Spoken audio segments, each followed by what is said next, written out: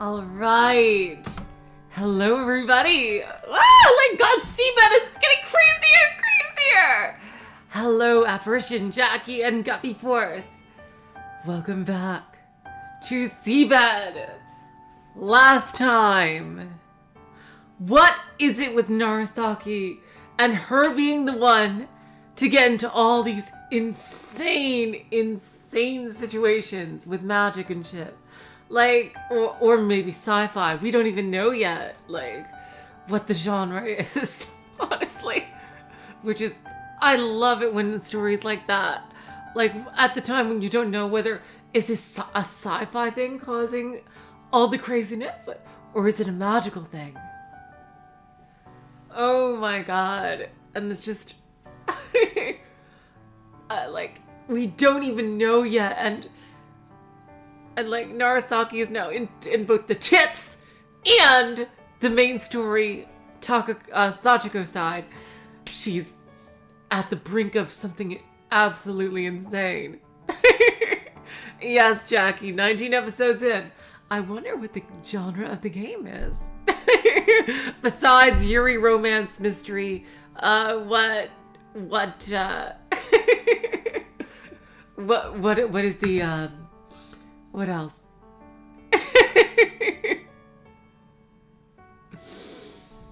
Hilarious, eh? Hilarious.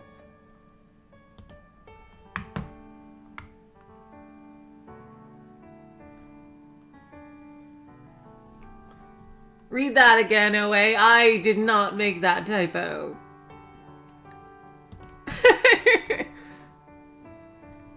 I see. All right. Oh, wow. We got quite a few people already. Well, without further ado, let's get back into it. Takako had also been seeing strange beings wandering about the hallway at night. Oh, I did say it out loud. Fucking hell. Darn my American accent that's been influenced by living in Australia for 5 years. I think even more than that now. Jeez. Anyway, let's get back.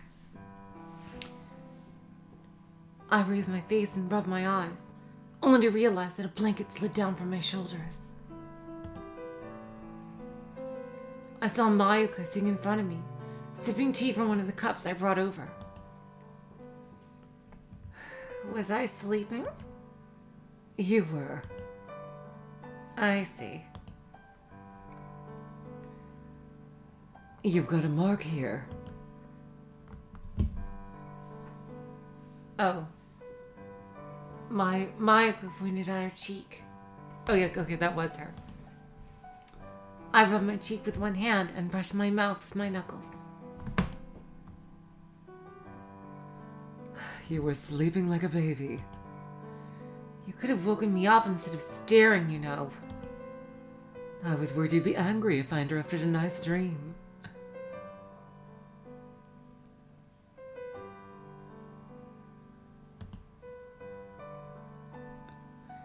I wouldn't get angry over something like that. I told her she was free to wake me up next time. I looked around the room. It had already grown dark outside. The sweet bean jelly plate was covered up by a blue sheet with white dots. I picked up a teacup and took a sip at the cold tea. I glanced up at the ceiling, but the black butterfly from before was nowhere to be seen. Yep, that's right. We got butterflies and houses with haunted shit. I can't escape it. I will forever be ensnared by witches in Western mansions and Japanese fiction, who use butterflies as familiars.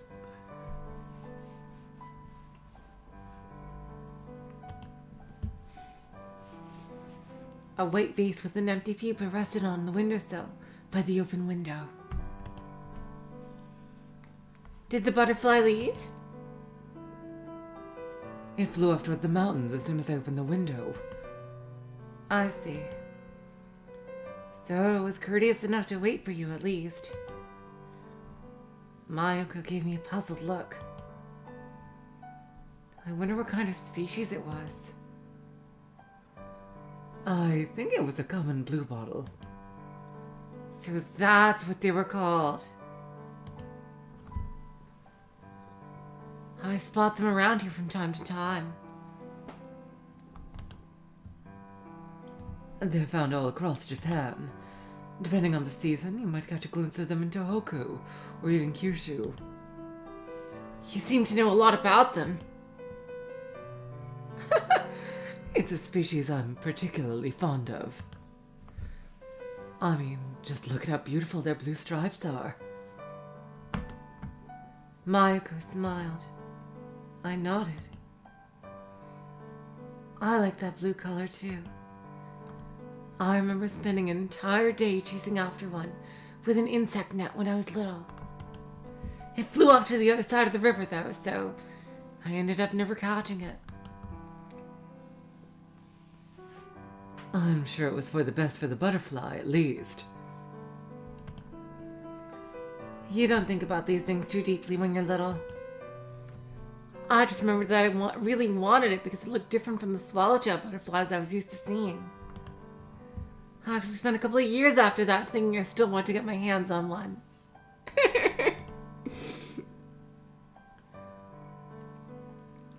So, how did it feel to finally succeed? I was glad to see it from up close. For a moment, I felt like a child again. And that made you sniff out my sweet bean jelly I've been keeping for a later date?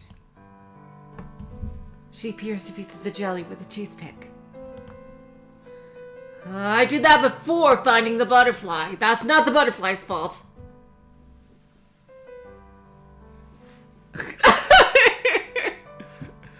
Then I imagine there was little need for the butterfly to make you feel that way. I smiled as she gave me a reprimanding look.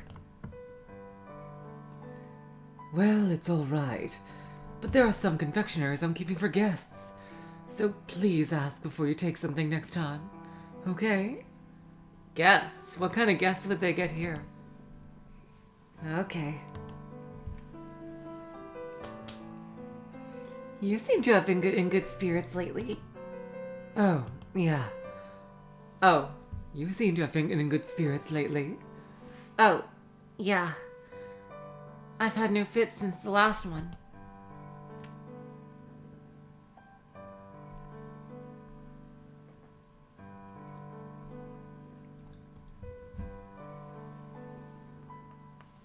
I am wondering what kind of guests they would have. Oh, hello, T, by the way. Welcome to the stream. Yeah, they get visitors to the library. Yeah, definitely. If you're feeling that well, then perhaps I should assign you more duties. Ah, this is weird. I suddenly feel very sick. Oh, God, I can barely move. Oh, God, Mayuko. Please, I need you to lie on me again. It's the only way. And I need some more sweet bean jelly. Oh. Good grief, yada yada.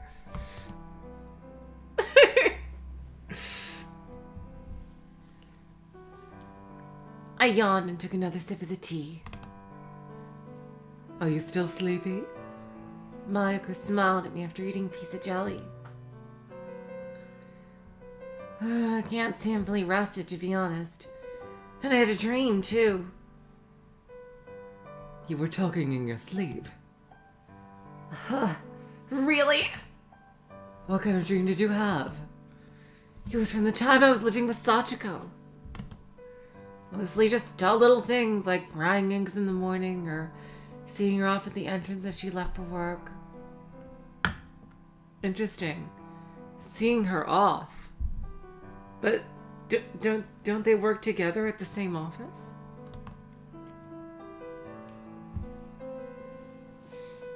I tried remembering more, but by the time I woke up, the whole thing had slowly melted away, like sugar in warm water. So, she's the one who you live together with. Yeah, she looked a lot like you, and Collider gave you the same voice, too, for some reason.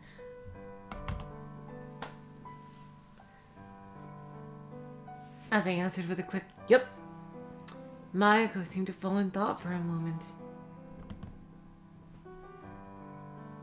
Do you still love her? I don't know.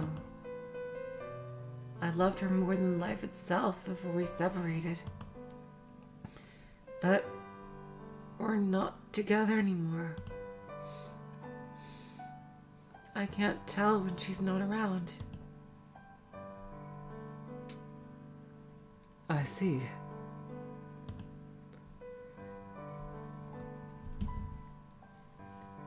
I wonder if she's like Sachiko's sister or something.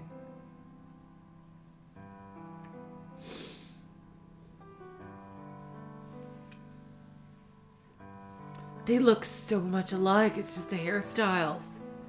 I fucking swear.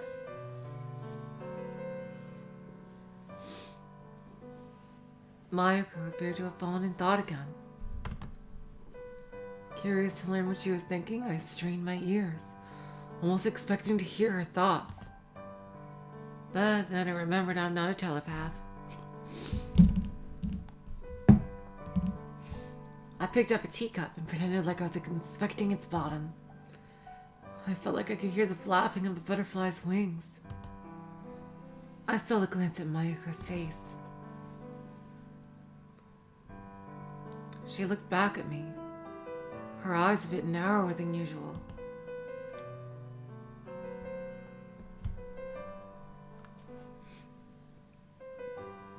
I wished it was a look of jealousy or merely an attempt to read my expression.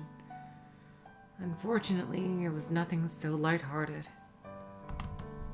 It was the look of someone cornered by something. She knows something about Sachiko. Yeah, like, look at this! Was Sachiko, like... Did Sachiko lose her memory completely in this world? And, like, was she given this new identity of Mayako? Or maybe she knows who she is, but for whatever, like, reason, maybe to help Takako, she's not revealing this to Takako? I don't know what is going on in this worldline.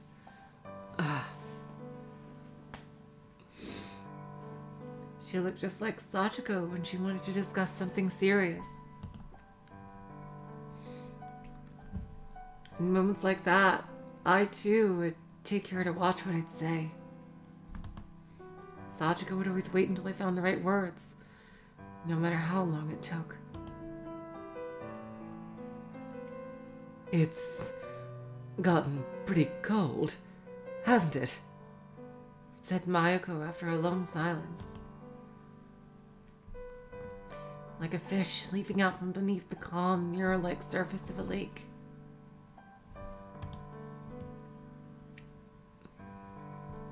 Mayako stood up, walked to the corner of the room, and flipped the switch on the electrical heater.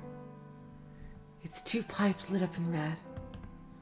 After confirming the amount of remaining water on a panel, she walked to the kitchen and returned with a cup, the contents of which she poured into the tank. I thought about Sachiko as I observed her. Is she gonna get the connection? They're connected in some way. They've gotta be.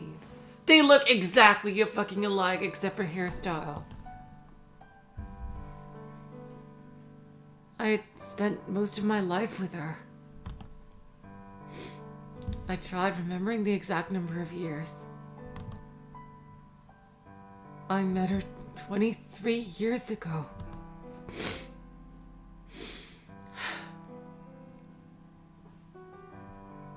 I could still remember that quite vividly.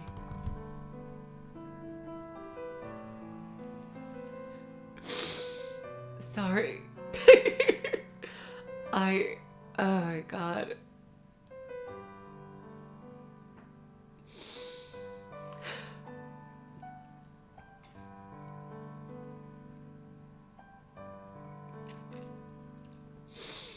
Oh, jeez.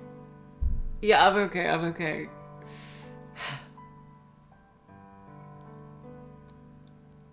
I'm just like feeling really lucky, you know?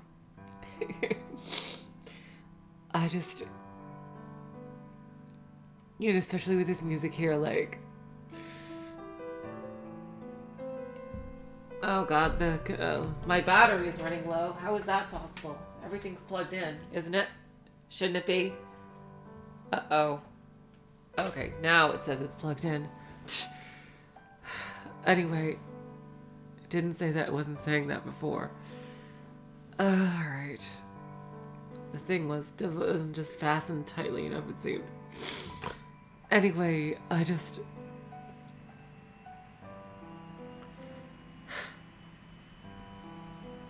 it's gonna be 10 years soon I've been married, and obviously we knew each other longer than that, and it's just...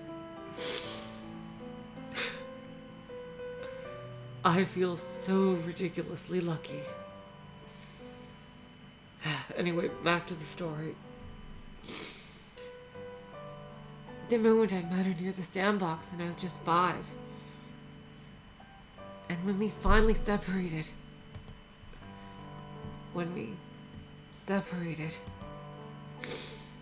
I tried remembering how exactly that went down. But I couldn't recall a single detail about it. What? Who told you that you separated?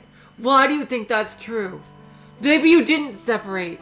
Maybe someone told you that and you got confused. You're here because your memory's fucked up. Maybe that's part of it, Takako.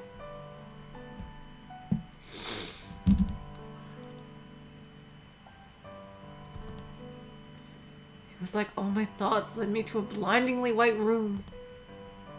But she was still someone I spent most of my life with. That alone was definitely true. And the diary I had now proved it. In all the entries, I was always by her side. The more I thought about it, the less I could understand why we ended up parting ways.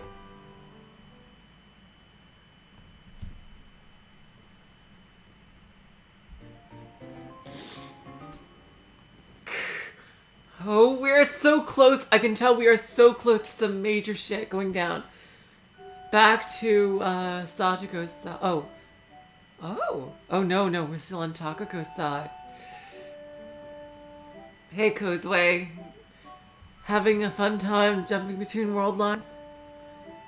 Like a certain other person, a small blue-haired girl that's probably wiser and older than she looks, that I also gave your voice to.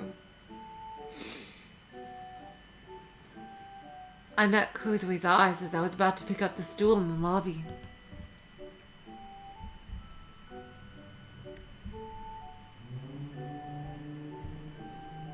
What are you doing?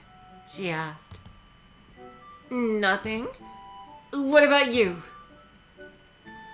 Same here. Kozue had my hairpin in her hair. Did you come to show off that hairpin? Kozue raised her eyebrows in surprise. Why would you even think that? Do I seriously look like the kind of person who would do something like that? Oh, anyway, you came at the perfect time. If you're not too busy, could you help me out a little?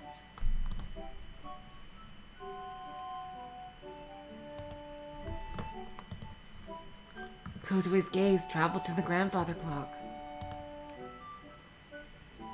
I heaved the stool on my shoulder and gestured for her to come closer. It won't take long. I ascended the spiral staircase.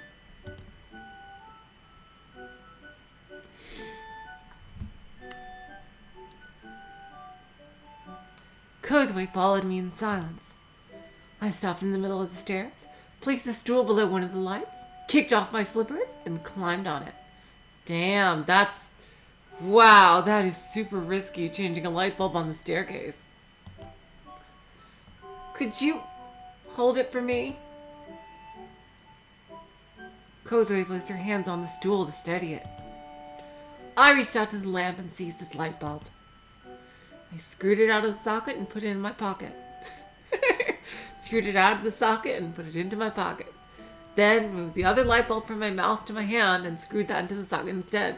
Oh, that's really dangerous to hold a light bulb in your mouth. Jeez. You're like an electrician. Actually, I got the qualification for this work back in school.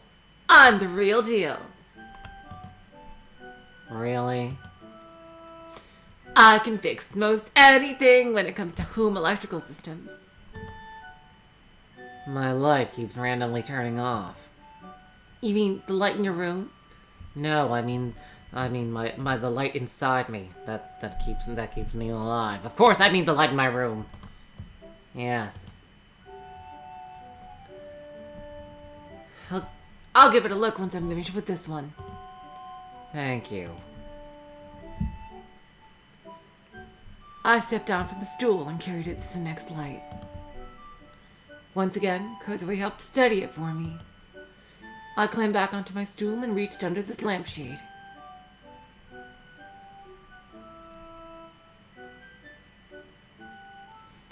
Sitting on the tripod, I unscrewed the seal on the ceiling.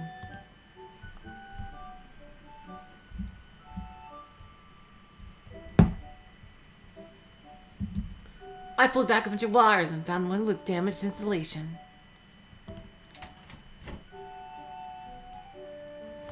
The door opened as Kozue returned with Mayuko.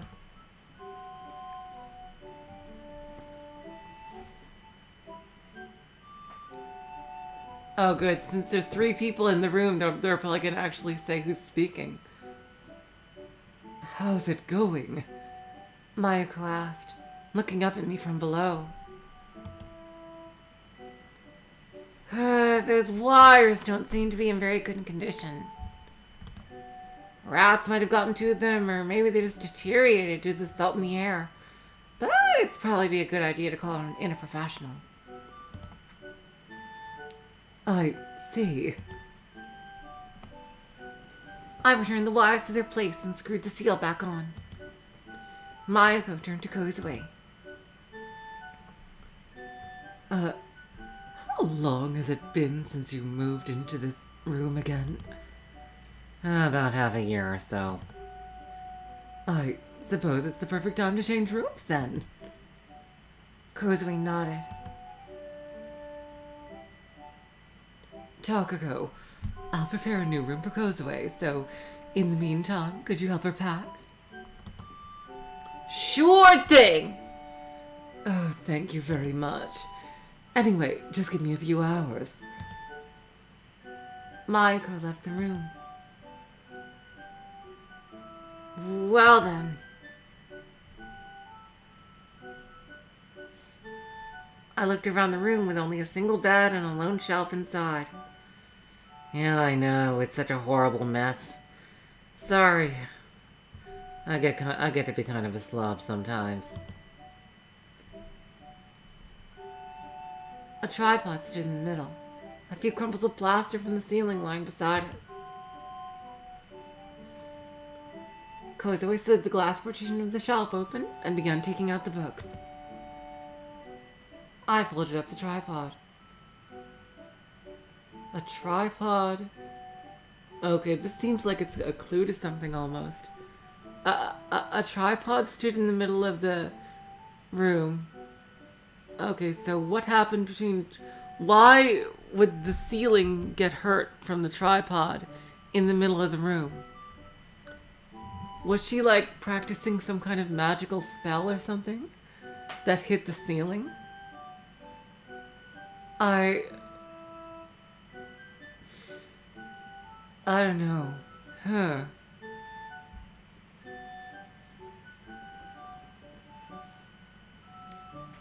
What is going on exactly here?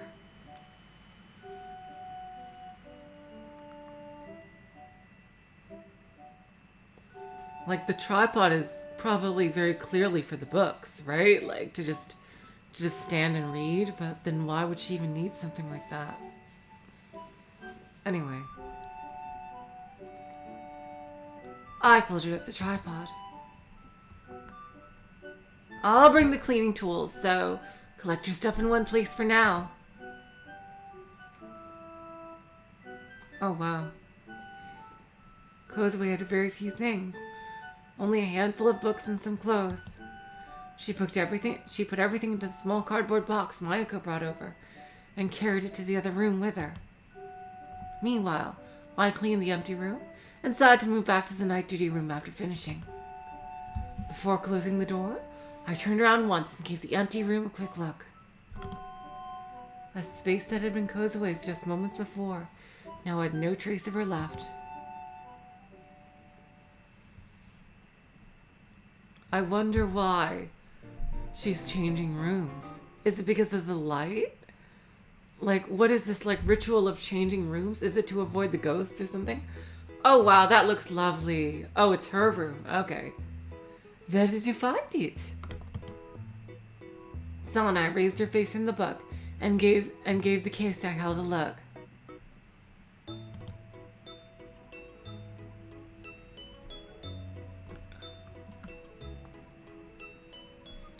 I borrowed it from Kozue's room.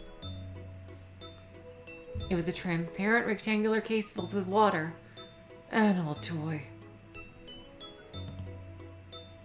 It had colorful pictures of fish on it, and a bunch of plastic red rings inside.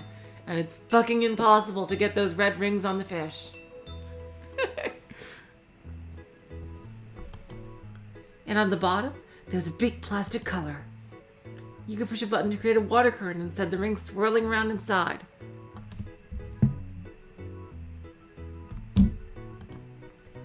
I managed to get some on the coral.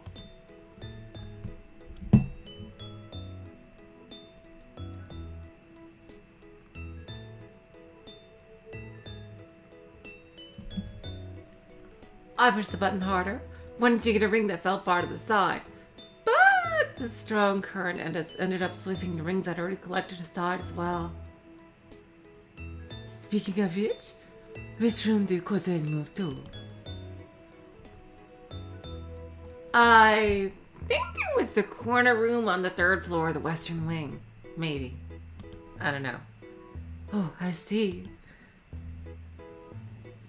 Sanai stared at me with her finger stuck in her closed book. Is that book good?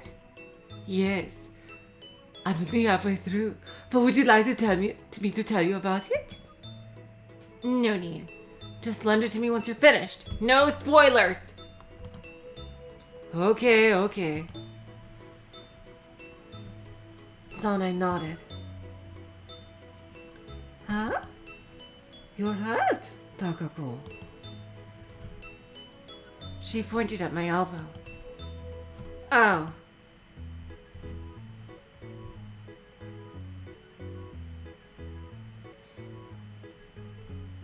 Damn, Takako has like her own freaking harem here.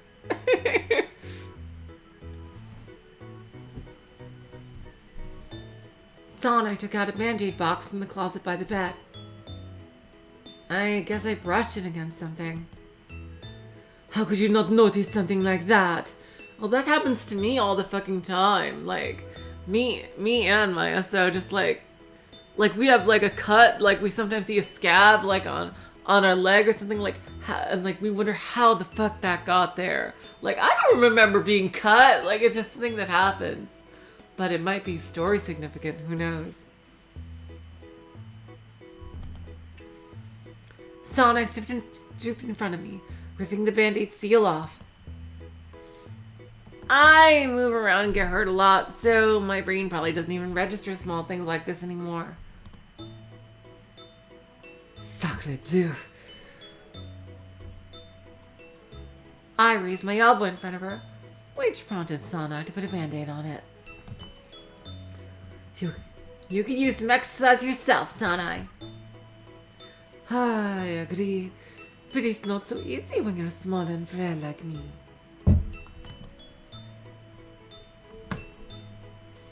Well, how about jogging? Oh, I get out of this just climbing the stairs.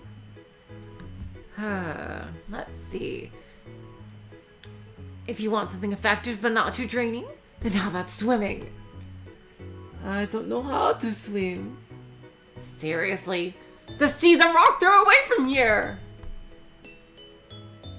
People actually swim in there? Of course they do. Don't tell me you've never been to the sea before. What do you even do at the sea? Well, you can swim, play beach volleyball, look for seashells and crabs, build sandcastles, or even collect glass stones. Stuff like that. Glass stones? Well, waves can sometimes make glass from sand, which results in translucent stones. Have you never seen any before? I always thought glass stones came from broken glass bottles that got smoothed down by the ocean and erosion gradually.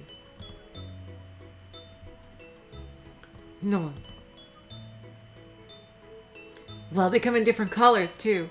I remember collecting a whole bag of them when I was little. If you hold them out under the sun, they shine in various different colors.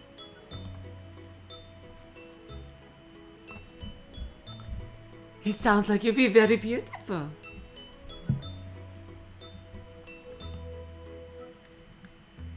Oh, it is. Back at my old place, I had them lined up with the seashells on the seashore on the shoe cabinet.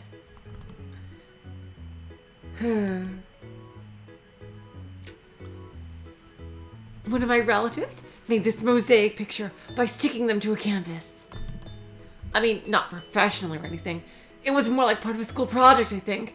Either way, it was a scenery of colorful fish swimming in the blue ocean. Whenever I went to visit those relatives as a child, it'd be hanging above their shoe cabinet too. It was about this big too. I gestured with my hands, conveying the dimension of a piece of A4 size paper. That sounds a bit like a stained glass window. Oh, yeah, sort of. Honestly, I wanted to make something like that myself, but I'd only just now remembered it. You've been fond of creating things all your life, haven't you? Well, yeah. I've enjoyed the pottery club back in elementary school. What did you make there? I remember making a vase and an ashtray. I didn't even have enough clay, so my vase ended up too small to stick a flower in it. But I shaped it like a tulip instead, which turned out to look pretty nice, so I liked it. It was not me, obviously, but the teacher who made the final glazing, so it ended up brown. A brown tulip. Makes me wonder if they had just had no red dye at all. The ashtray was a present from my grandfather. I noticed that he didn't have one at home. He used it for quite some time after that. It'd always make me happy to see it on their table when I went to visit. A pottery club sounds like fun. It's nice to actually have something tangible for after all your efforts. Did you make anything else? I guess I made a bookmark? If that counts? You fill a little bucket with water and throw your watercolors in it. The colors mix in all sorts of patterns and you get something cool looking if you let a piece of paper float and soak in it for a while.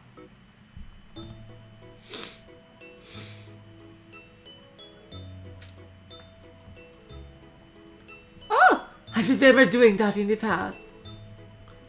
I also made a hand from paper mache. I remember doing that too. It's where you use some thick wires to the base skeleton, coil some string around that, and add the paper mache, right? Yup, that's right. We made masks, kites, and stamps from it. Back in school, I made stamps in carving class. I really liked how mine came out. I made it have a flower pattern. No matter how often the teacher warns you, there's always someone who gets hurt in that class. It's a bad idea to place your hand in front of the blade. Oh god, that's a horrible idea. Oh my god. Well, better safe than sorry, as we have to keep in mind in that class. I've yet to even cut my finger, even with a kitchen knife. I showed her my hand. Isn't that just because you never cook? Hey! I do cook sometimes. Like, don't you remember Christmas time? I tried. I can even peel a potato with a knife. That takes skill, baby. Then peel an apple for me next time.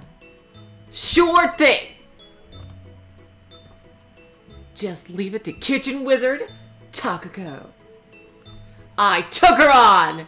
For a moment, Sanai's face looked like Mayoko's to me.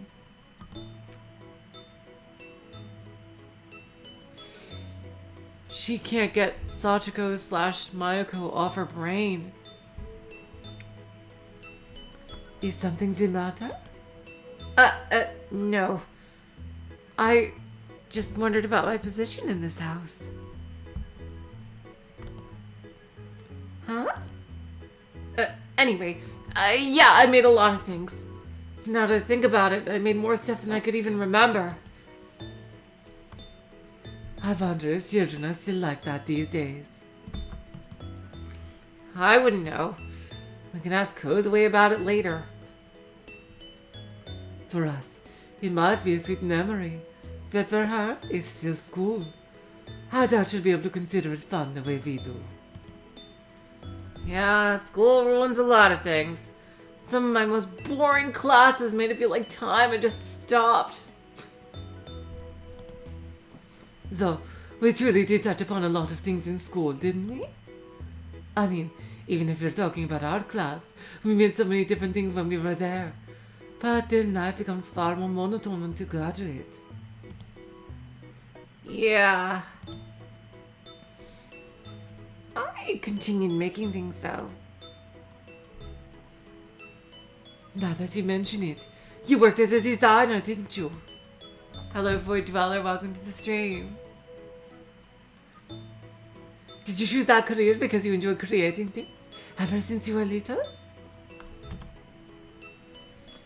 I guess it's partly that, but Sachiko, you know, she was my boo, and she enjoyed that kind of work too, so, you know, yeah.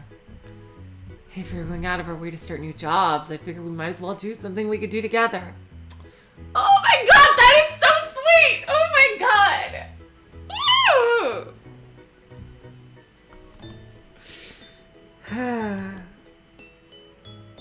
Sachiko is really good at painting. She doesn't get as many avant-garde ideas as me, but I could never compare to her in terms of raw technique.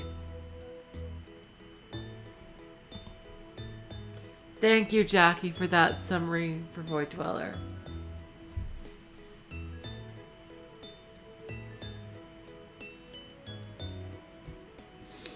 I see you love her very much. Yeah. Anyway, would you like to go look for glass stones sometimes? Oh, that sounds nice. We could decorate Kozue's room with them later. I'm sure she'll love it if we decorate her room with all sorts of things. She had very few things.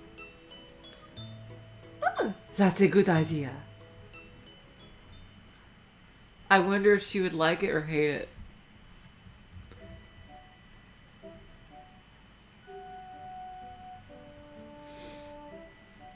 I climbed all the way up to the 3rd floor of the western wing, then continued down the corridor.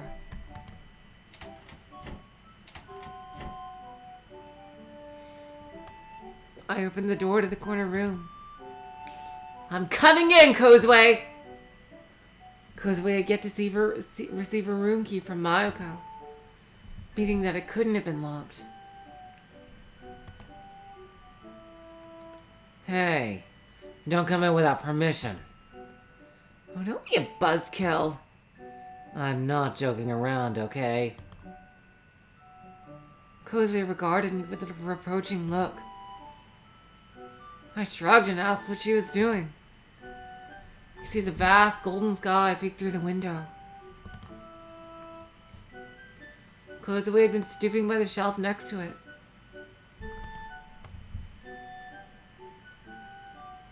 Nothing. Did something happen? She began returning to the tower of books she had by her feet to the shelf. Were you looking for something? The last thing she placed on the shelf before finally sliding the glass door shut was a sheep-shaped clay figure. I borrowed your toy with rings and fish, if that's it. That's not what I'm looking for.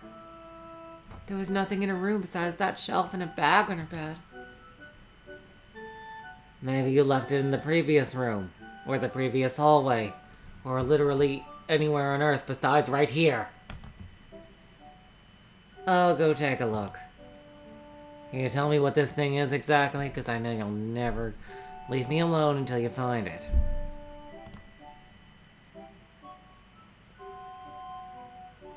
Don't bother. It's nothing important.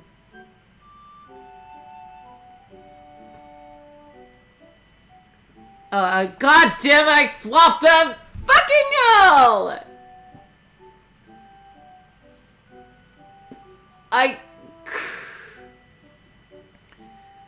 Well, maybe you left it in the previous room. I'll go take a look. Can you tell me what this thing is exactly? Don't bother. It's nothing important. Well, you don't need to be shy with me. It's something small enough to fit on the shelf, right? I left the room, not waiting for an answer. But... Oh boy. I vaguely heard her say that I didn't need to bother. I walked down the corridor, descended the spiral staircase, and emerged on the second floor. A large cloud was blocking the sun. The light in the corridor lit up. Uh-oh.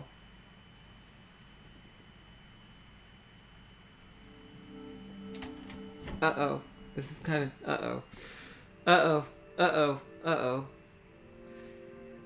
We got the creepy magical music. Oh god, oh god. Something crazy is gonna happen. Kozue's old room wasn't locked yet. With one hand still on the doorknob, I flipped the switch. I waited a few moments, but the room remained dark. Deciding to wait no longer, I stepped inside. As I let go of the doorknob, the door closed behind me. Uh-oh, uh-oh, uh-oh. Is she gonna get warped? I could no longer see a thing. I took out the flashlight I'd prepared. Oh god. Oh god, I'm prepared for another jump scare. Oh god, oh god.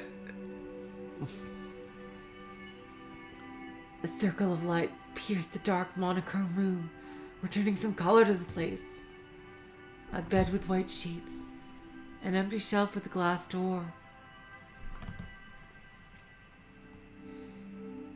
The room hadn't changed since I left it at noon. I checked the floor, the ceiling, and finally the window, but found nothing. My light split as it hit the window, dissipating into the dark forest beyond. I pointed the flashlight at the bed again, inspecting it from top to bottom.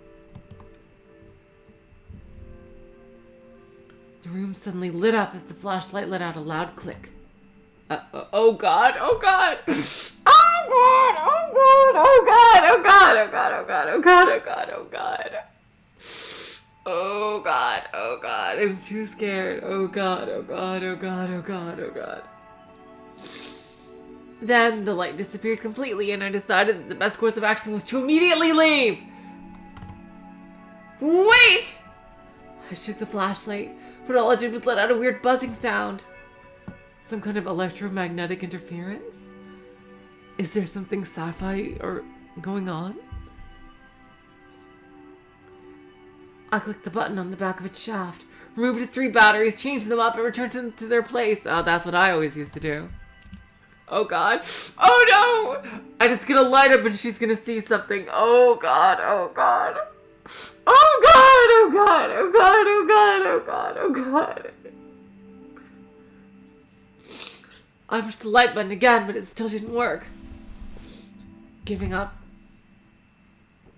I slid the flashlight into my pocket and walked to the bed. Oh god.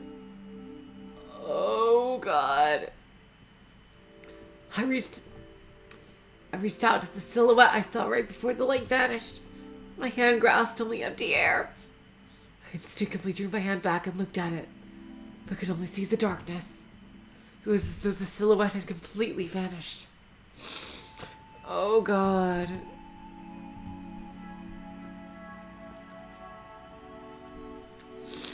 The window, through which the moonlight had illuminated the room moments before, had disappeared as well. The room had completely lost its colors and even contours. I blinked and pressed my fingers against my eyelids. Upon opening my eyes again, I realized that nothing much had changed. Oh god. Oh god! Extending one hand to help me navigate, I made my way towards the wall. Oh my god, my stomach is clenching. 1 step, 2 steps, 3 steps. I shook my head and waved my hand around.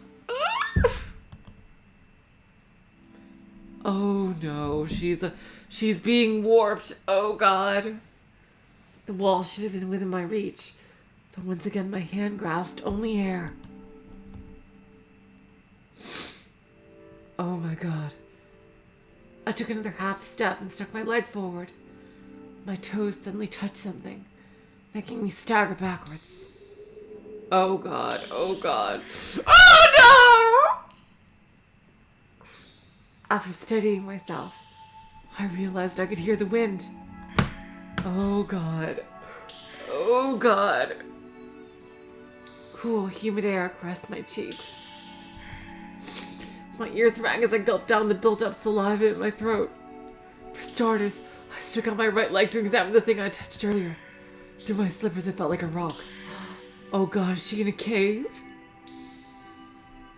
Oh god, she is! She got warped.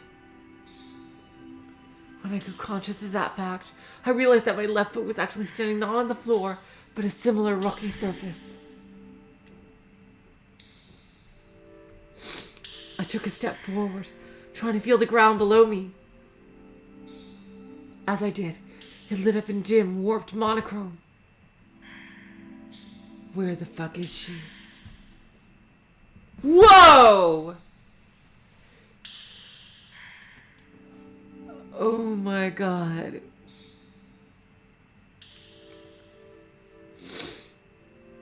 Okay, so is she back on that island? I strained my eyes to realize I've been standing on volcanic rocks. Oh god. Oh god. I raised my face and lowered my hand, spotting a small light in the distance. It flickered in the darkness, looking like it could disappear at any moment. A gust of wind passed through the cave with a low-pitched howl. With careful steps, I began walking towards the light. As my eyes and ears began to adjust into the area, I quickened my pace. I reached a puddle of water. Oh my god, oh my god, oh my god, oh my god. As I raised my face, I saw someone by the light. Is it Sachiko? Or maybe Narasaki?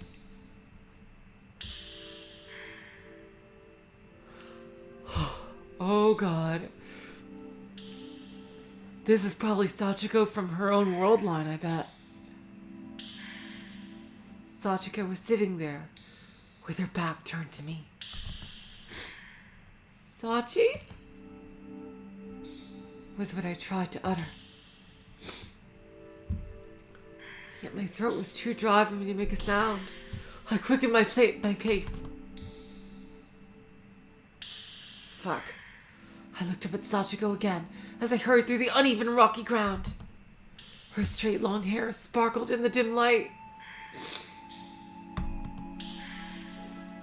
I could make out two eyes peering at me from above her shoulders. They belonged to a small face I couldn't quite make out in the dark. Is it Kozue? Sachi. The small mouth moved as though uttering that word. Sachiko slowly turned around. The light flickered.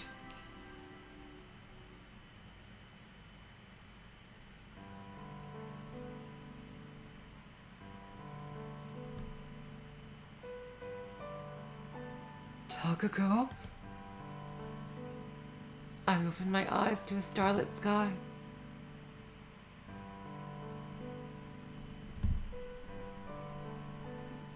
And she got warped back.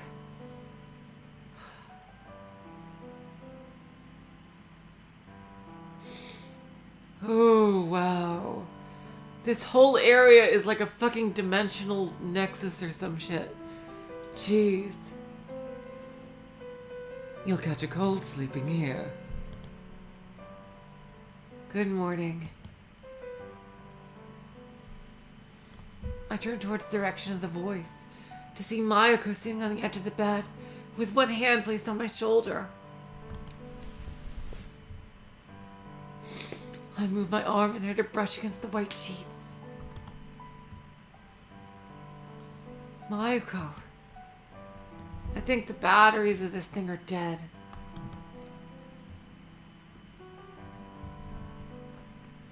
I took the flashlight out of my pocket and handed it to Mayuko. Really? I knew it! There was some kind of electromagnetic interference. I fucking knew it.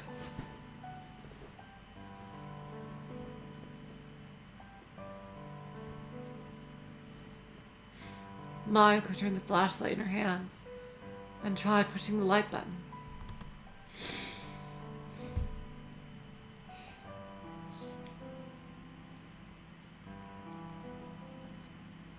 The room lit up, making me reflexively close my eyes.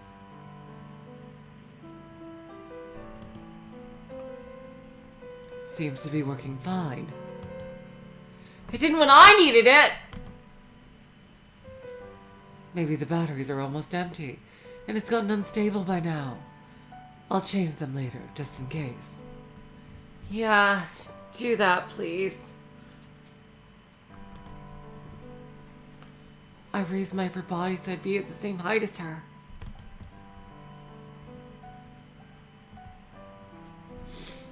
Growing dizzier by the second, I looked at Mayuko in the night sky extending behind her.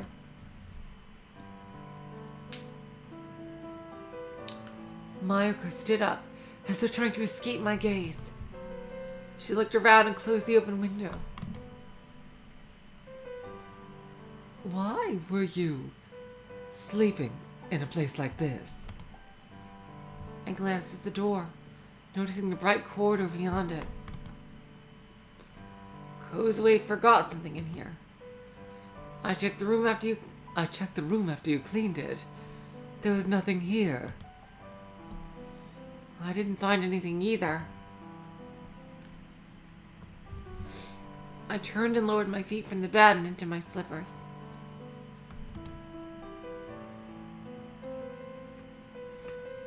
Are you going to Kozue's room? I have to tell her it wasn't in this room. We left the room together. Mayuko closed the door and locked it with the key from her pocket. Yep. She wants to hide something about this room.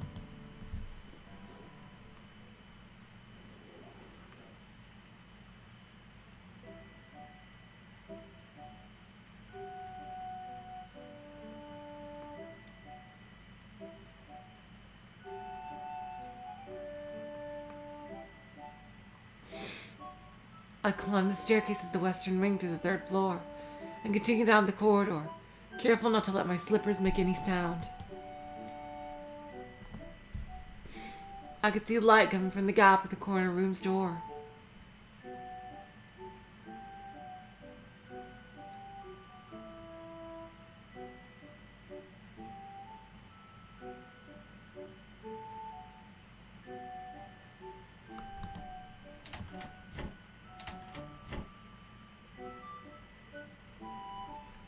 I walked over to the door and swiftly opened it. I'm back, Kozue! Kozue raised her head from the book she was reading on her new bed and gave me an indignant glare. Oh. I think I'll start locking my room. Jeez. Is this how you thank me for looking for your stuff?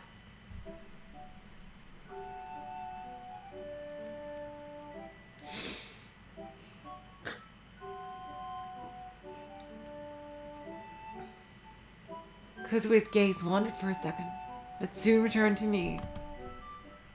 So, did you find anything? Don't tell me you've forgotten. I sat down in the chair by the bed. There was nothing in your old room, unfortunately. I see. Mayuko said she checked it, but didn't find anything either. You can forget about it then. Kozue turned a page in her book.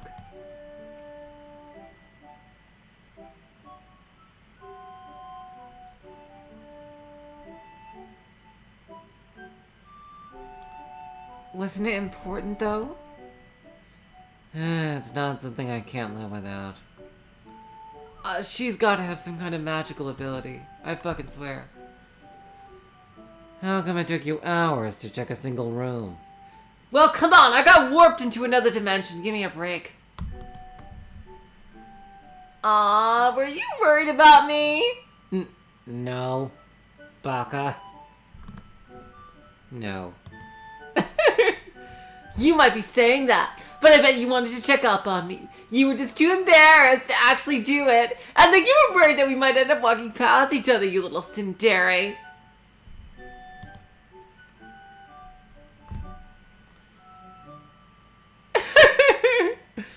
How on earth could you arrive at that conclusion? I bet I could get a PhD just from examining how your head works.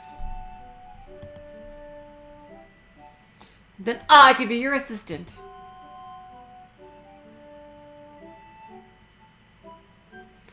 Kozue snorted and then returned to her gaze to the book. Whatever. This is getting dumb. Glancing out the window, I saw the mountains under the dark blue sky. Lights of the port town sparkled gently below them.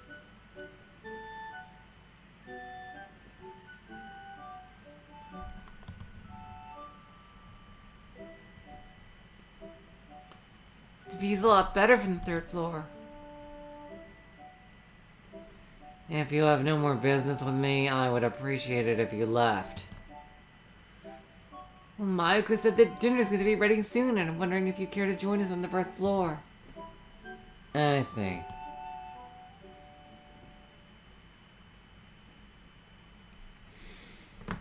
Oh my god. Kozue is just the right amount of salt to counter her sugar. Go out without me. I'll go call Sanai.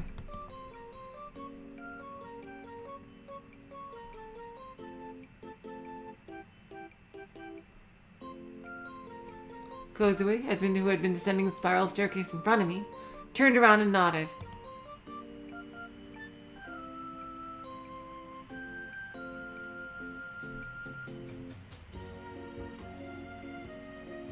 Who is saying this? Let's see. Takako? Oh, Takako? I heard a voice as I was about to knock on Sanai's door on the next floor. I turned in its direction, spotting Sanai at the end of the corridor.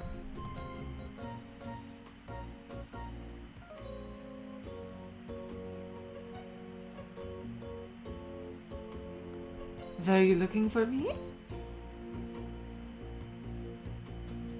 I came to invite you to dinner. Oh. She came closer to me. Can I come just like this? Yeah.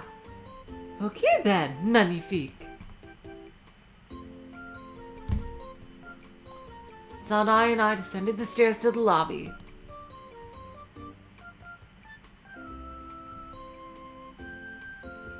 Koza was there, playing with the planet model on the counter.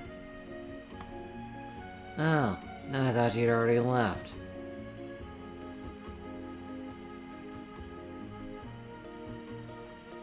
Well, you never told me where to go. The dining room, like always. Oh wait, god damn it. I thought you'd already left. Well, you never told me where to go. The dining room, like always. Okay. Sorry, I should have just told you. It doesn't matter. Cause the way regarded me with sleepy eyes.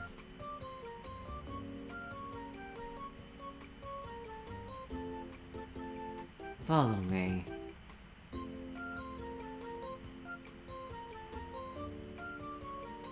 I turned back to the corridor and continued to the east wing. As I started humming, Sanai asked what kind of song it was.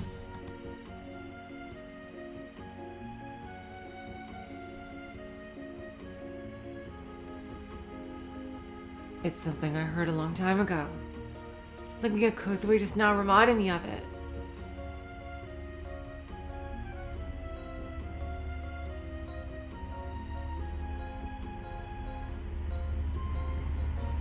It has a nice melody. God damn the fucking train. The stars, the moon, and the earth all go round and round.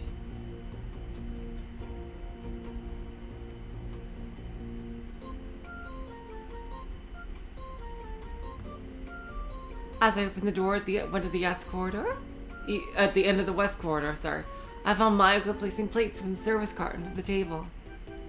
Need some help? I'm almost done anyway, so better just wait at your seat.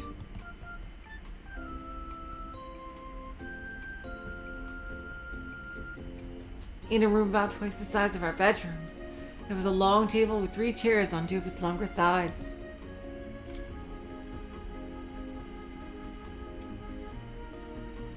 The many windows in the wall opposite the corridor all gave who entered a wide view of the inner yard, and the big camphor tree is at its center.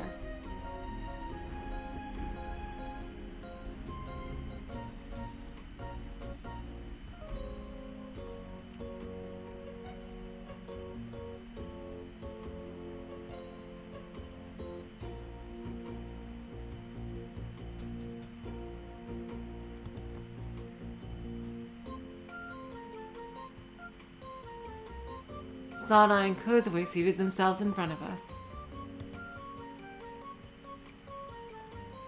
Let's dig in! Itadakimasu! With those words, we grabbed our chopsticks again, filling our plates. The dinner consisted of takikomi rice, chicken and mushroom sauté, sea bass manure. Oh god. God, it's that fucking word. It's not pronounced manure, that's for sure. Millionaire. I'll say millionaire. Okay. And salad with white sauce. Do we have any pepper, Mayuko? Oh god, that was her. God damn it. Do we have any pepper, Mayuko? She lifted off a small wooden jar from the service cart.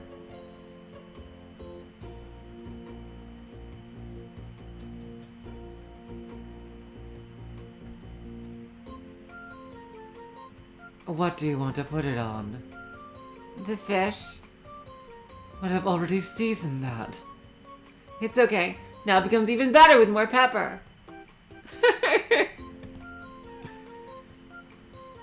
I tilted the pepper jar above my piece of sea bass manure.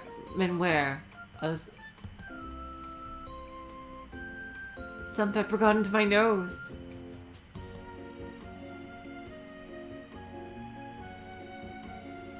Mayuko was looking at me with a different expression.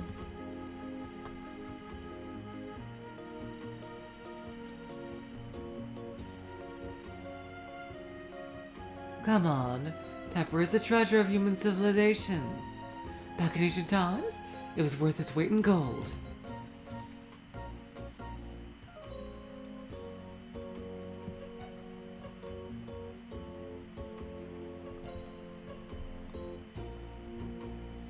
Come on, pepper is a treasure of human civilization.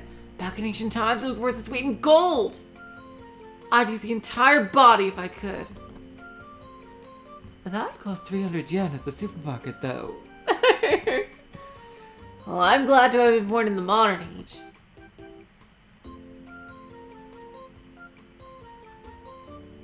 The fragrant smell of sauté just reminded me of how hungry I was. I gobbled down everything on my plate in a matter of seconds.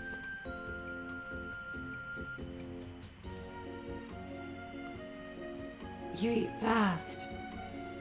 You eat fast. Said Kozue. I moved around a lot, so I get hungry fast.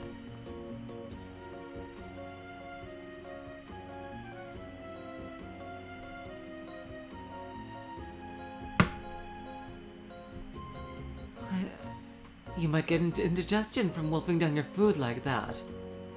It's okay, I always eat like this, I'm a fucking Saiyan. I glanced at Mayuko's plate and saw that how she still had a good chunk of her meal left. Is there more? No, that's all we had for today. Damn! We don't go outside as much now that it's gotten cold, and it's easy to overeat during parties, so this is just the right amount to help us stay in shape. Are you saying I got fat? No. This is for everyone's health. And yours especially. Well, I don't care about my weight.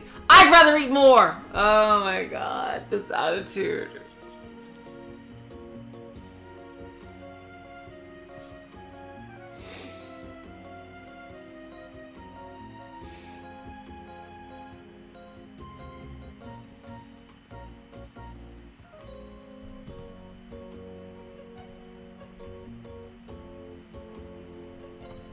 You can have this if you want.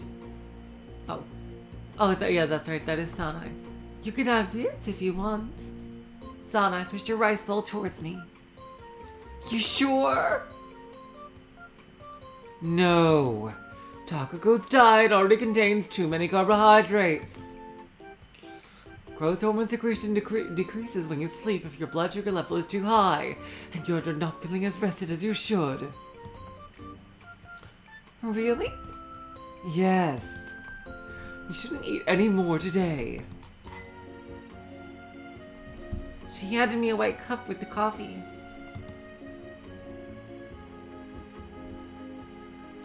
I drew the cup to my lips and took a sip. The bitter taste extended across my tongue, eliminating the aftertaste from the other dishes.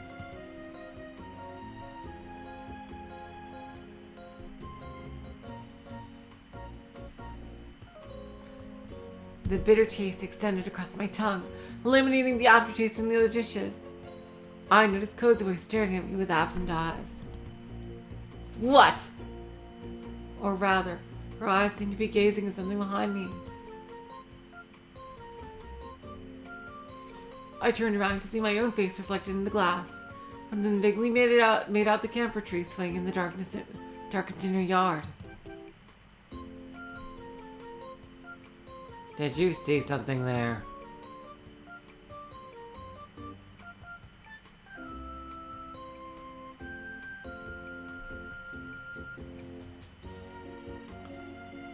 No.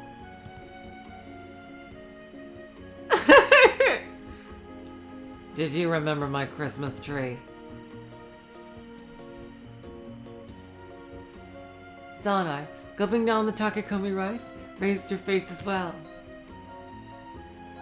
It was really beautiful. We should have taken a picture. Well, we can do that next time. Let's have a group picture and hang it up in the lobby. All Back to the Future style, too.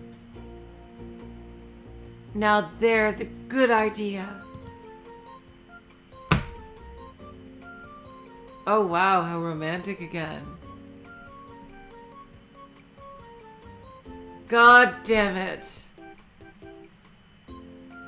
Oh, why do I keep swapping them?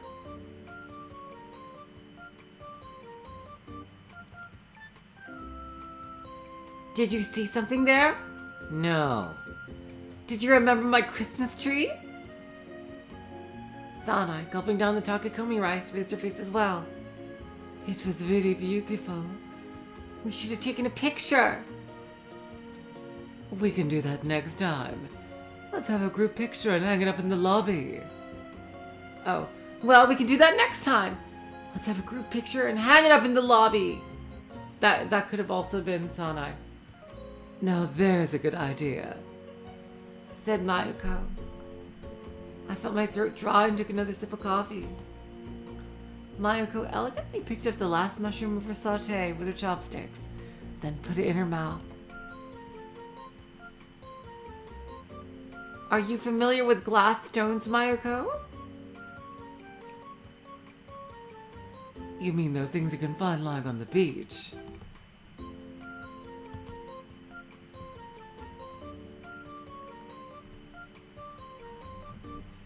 Okay, so I'm just gonna go for a short bathroom break. I will be right back.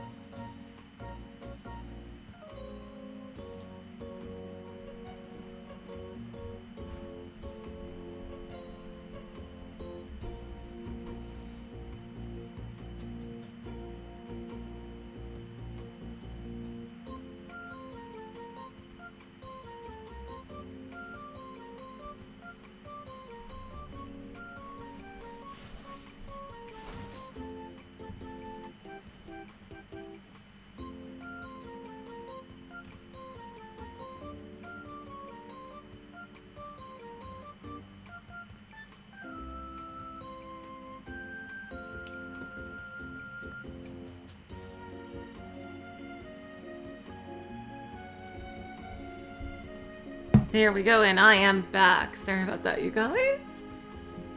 You mean those things you can find lying on the beach? Yeah. Sanai said she'd never seen one. Could you believe it? Sanai nodded as both of our gazes fell on her.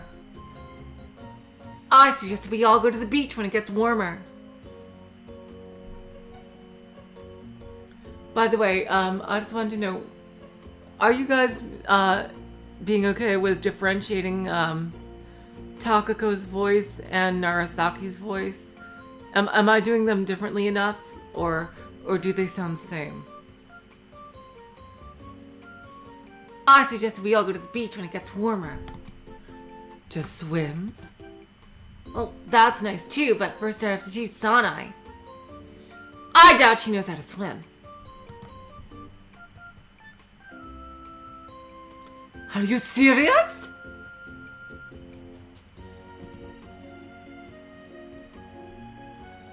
It's okay. I'm an expert at swimming. Oh, hello, Dimitri. Welcome to the stream. That's not what I meant.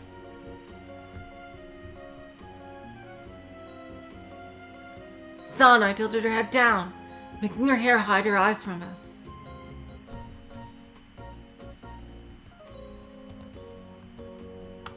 What do you think, Kozue? I don't like swimming in the sea. Why? The water feels sticky and makes me sick. Well, how about we go fishing then? No thanks. God, I don't know if it's just because I gave her the Burn Castle voice, but I love Kozue so much. I love that she's the deadpan snarker, and she's like the one character shared between the two world lines. Oh my god. I really want to know the reason for that too. After diligently cleaning her plate, Kozue placed her chopsticks on the table. Kozue? I'm gonna assume this is Mayoko. Kozue, would you prefer tea or coffee? Tea. Of course, because she's a witch. Oh, as a person, Burncastle is reprehensible, but as a character, I think she's fantastic.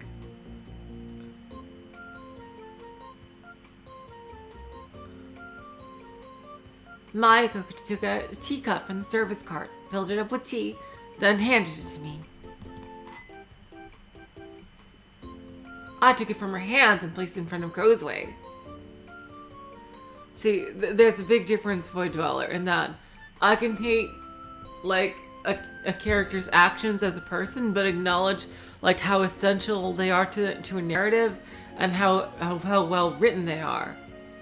And that's how I feel about Burncastle. I don't like her as a person, but I think she is a fantastic addition to the story and a very unique character.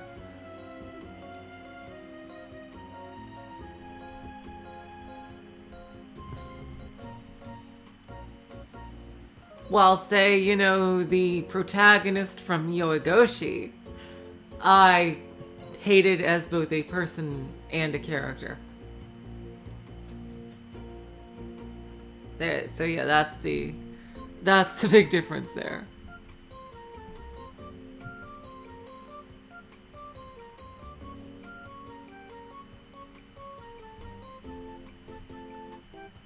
I took it from her hands and placed it in front of Kozue. So, what else could we do if neither swimming nor fishing works for you guys?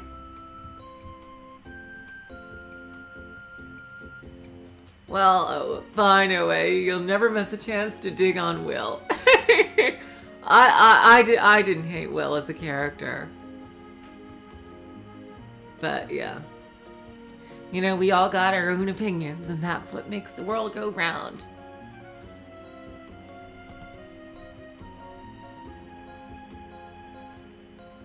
Why do you want to go to the beach anyway? Well, I just do. Mayoko, what else is there to do at the beach? Well, you can build sandcastles or play volleyball, beach volleyball. I've never done it myself, though. She made a faint smile. I suppose you could also hold a barbecue. That sounds good. I could catch all the fish on the spot.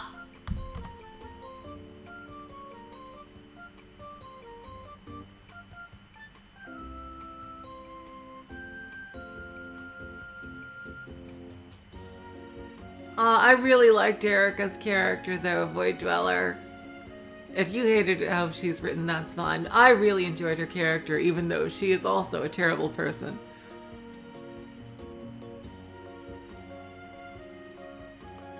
Are we talking about fishing again? I could catch them with my bare hands, if that's what you'd prefer. Yeah, all Breath of the Wild style. I menacingly grabbed the air with my right hand. The JoJo friggin' things were floating right behind me, and my face was all cross-hatched, pretending to be some kind of woodland predator. Is there anything else you'd like to do, Kozue? Fireworks. Oh, that's good. We can do that when it grows dark. Let's buy a lot! I just know that rockets are too dangerous. I'm not allowing those. Then what fireworks are okay? Don't tell me I'll have to make do with sparklers. Anything that's sold in a store. Except the ones that leave pillars of flames. What? But I love pillars of flames! Me too. Does that include parachute fireworks? Well, parachute fireworks are probably okay. What's that? Oh, What's that? I don't know what those are either. They're out in the countryside, Void Dweller. Kozue cocked her head to the side. It's a type of firework that has a parachute inside. After it explodes, the parachute comes gliding down. I've never heard of anything like that before. That's right. Running around trying to catch those things is a hallmark experience of summer. I guess that's a Japanese thing. I've never even heard of that.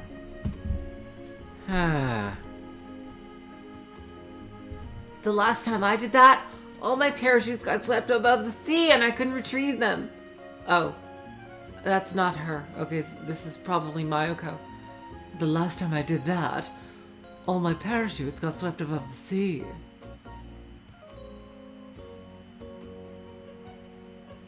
And I couldn't retrieve them. I'm not going to repeat that same mistake again.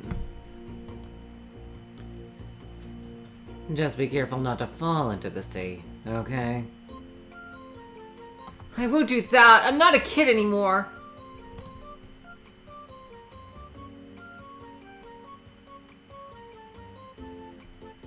You act plenty childish from where I stand. Kozue remarked. Speaking of the sea, said Mayuko almost at the same time. I heard this when I was buying groceries, but apparently a steamship going around the world will be making a stop at our port sometime soon. A steamship? The grandpa from our usual cafe said it was a huge steamship. I didn't know people still use such ancient technology. They do in the West, apparently. Traveling around the world, huh? I wish I could do that too. But you did! You used to do that! Oh god.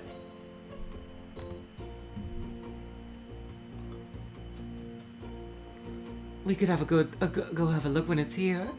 Maybe we'll even get to hold those colored tapes. I'm not boarding it, said Kozue as Sa and I silently placed their chopsticks on the table.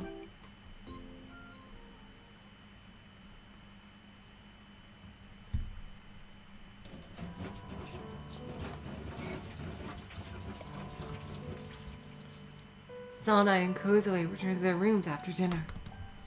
Mayuko, busy washing the dishes in the kitchen, spotted me as I brought over the leftover plates and proceeded to thank me.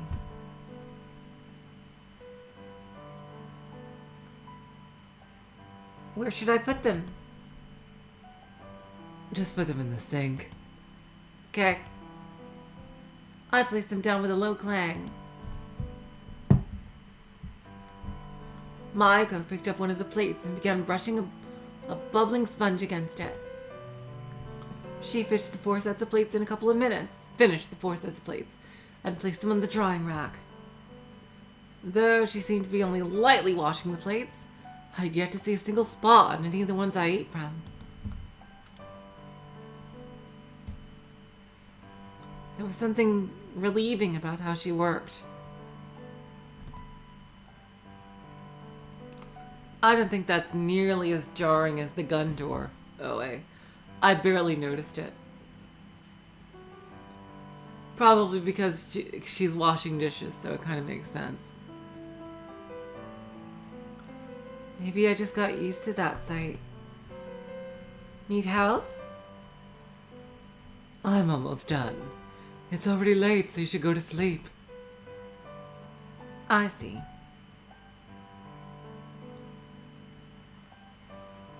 I turned around before reaching the kitchen door and faced Mayako's back.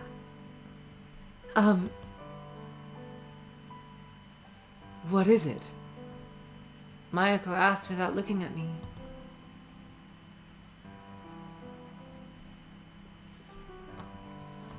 Yeah, there's no issues, Void Dweller. I'll sleep in my own room tonight. Okay. Good night, then. Good night.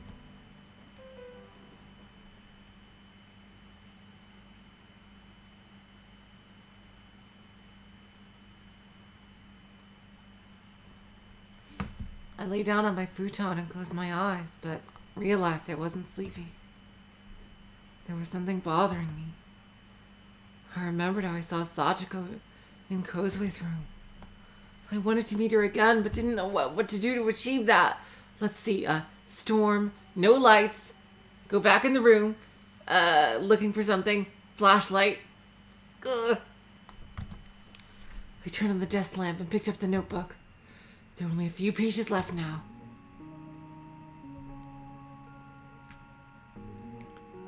September. Oh, my birthday!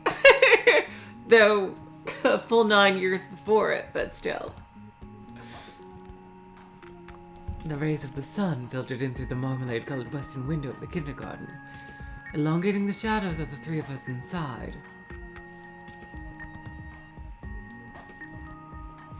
All the other children had already had their parents come pick them up. Meanwhile, we were still playing doctor. Oh my god!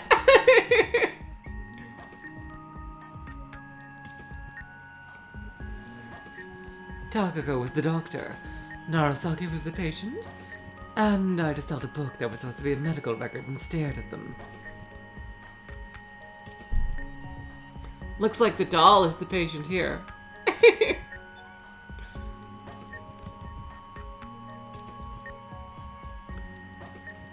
Takako was investigating the condition of Narasaki's belly. Does a stethoscope has a right and a wrong side? Takako turned to me. You're holding it correctly. I see. She took the stethoscope off and put it on the table. There was a whole lineup of toy medical tools on it, all to be used as part of the game. Takako looked over them for a second. And after a brief moment of hesitation... What is this? She picked up a spatula used to hold down the tongue. So, a tongue depressor. The nurse is looking!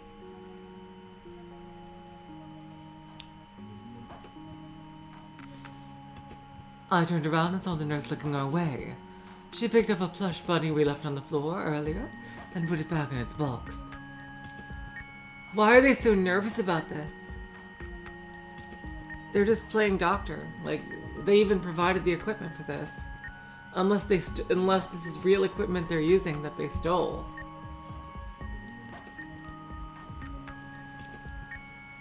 Was she looking at us? Yes. You seem to be a very untrustworthy doctor. I fear for your future patients if you are ever actually become one.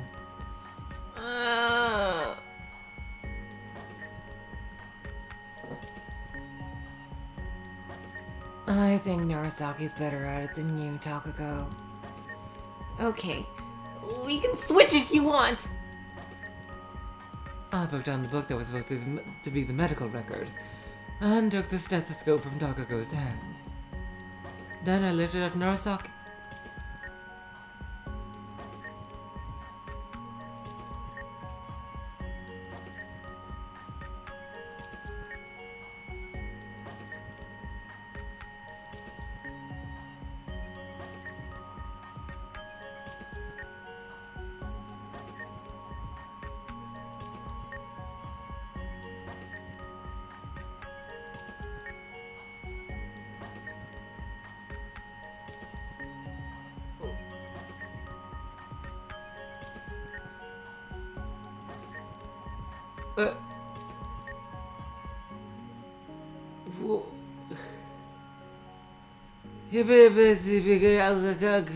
Ah!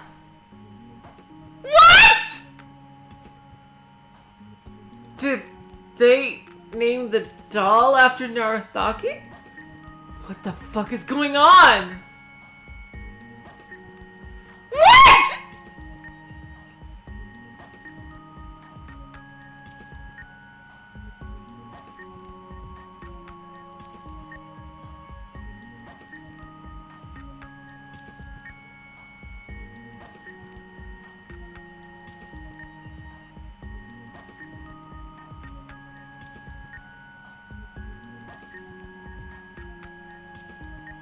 Wait, what the fuck?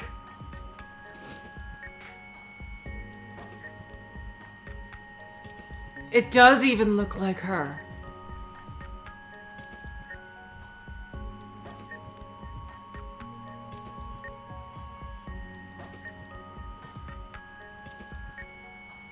Is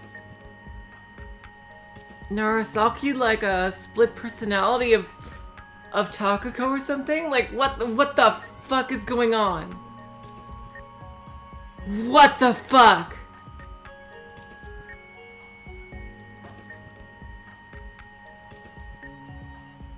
Unless it's a coincidence and they named the doll Narasaki like after their friend. What the fuck? What the fuck?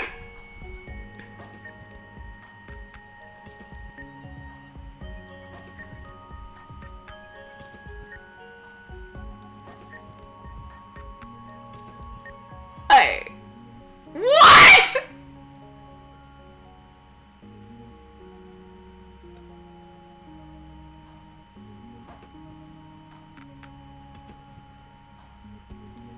Oh my god, my brain is literally...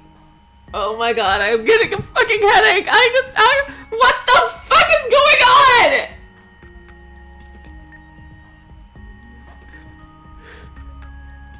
You guys and your fucking emoticons. What the fuck?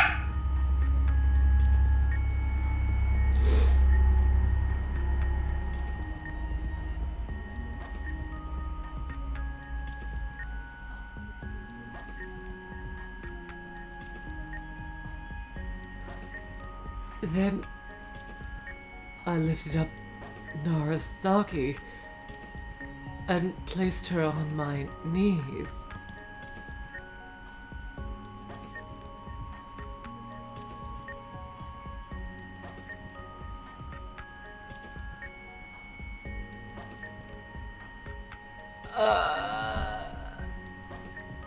Narasaki might be an alternate personality of Sachiko or Takako. What? Oh my god. Oh my god. What? Oh my god. Oh my god. Oh my god. Oh my god.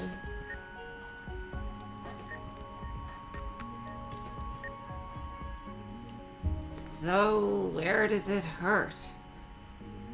I voiced a question in a mature tone.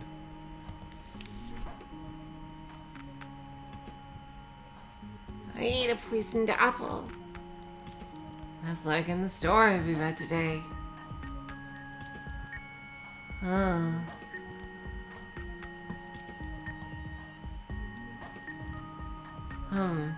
In that case, please show me your stomach.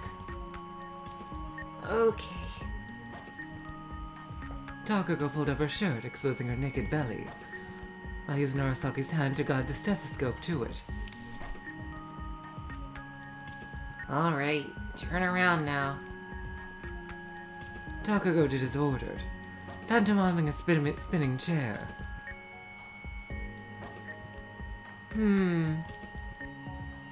There doesn't seem to be anything wrong with your lungs. Okay, let's have a look at your throat now.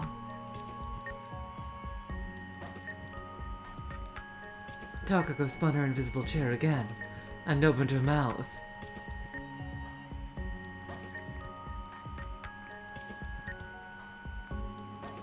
Open wide. Yep, just like that. I pressed the spatula into Narasaki's hand, and used it to push Takako's tongue out of the way. You're good at opening your mouth. I can see all the way to your tonsils. That's the same thing. I have no idea what you're saying, though.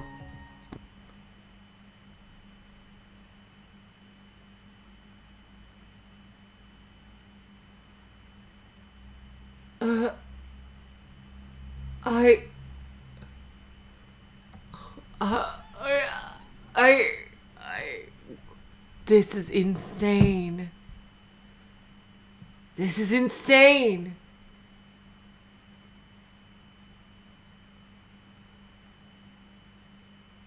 Beginning to feel sleepy.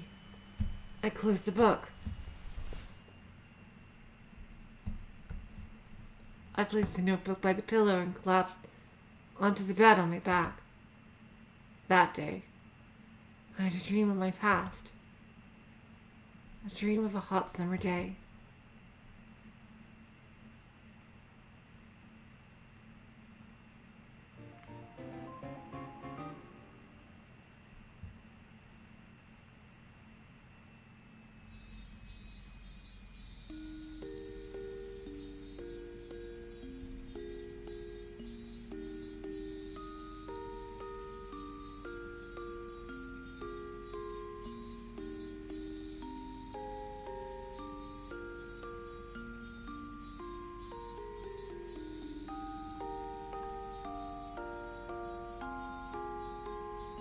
And from Ubineko, we head back to Higurashi Town. Oh my god, I assume this is short. Oh, we're back to Sachiko, I see.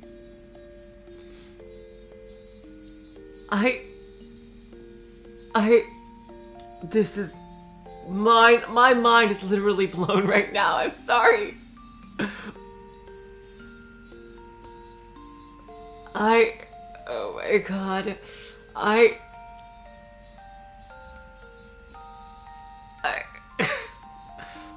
What is going on? What is going on? What is going on?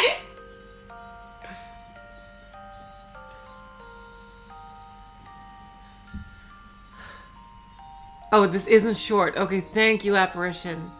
Okay, I was thinking this is short, but also it's kind of early. Fuck. God damn it. We might have to end things here for today. Just, like, how long is it? Is it less than 20 minutes? How long is it? 20 minutes? That's fine. Okay, I'll do it. Perfect length then. I'm gonna do it. Okay. Yeah, I'll do it. I could hear the cry of cicadas around me. The hot, humid air felt heavy on my skin. A row of large trees extended in front of me.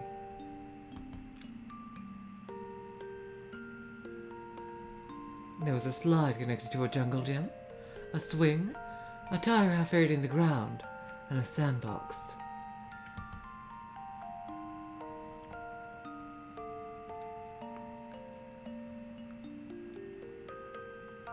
I turned around and saw a row of tall trees behind me.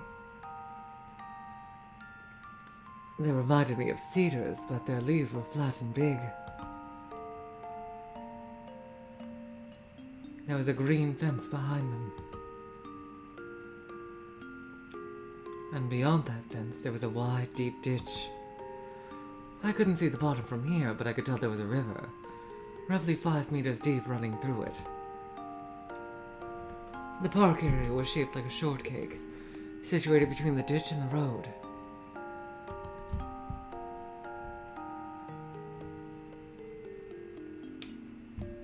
I wonder if this is another dream. Okay, so this isn't a flashback. Whoa! Takako let out a shout as she dashed toward me. Oh my god! Oh my god! I've seen fan arts like this.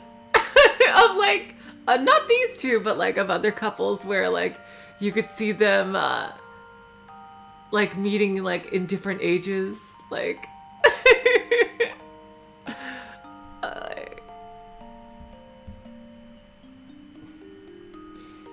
I caught her by the armpits and lifted her up, making her stop. She raised one of her hands in an attempt to imitate Superman. That's not what we're playing here. Disappointed, she dropped her arm. Do you know who I am? my bride. That's the girl who passed by me earlier. No?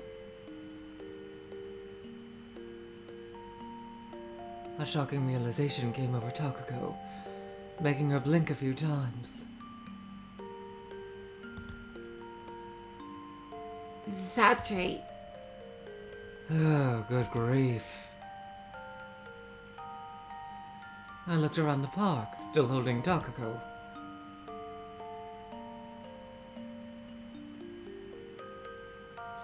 There were a bunch of faded toys scattered in the sandbox.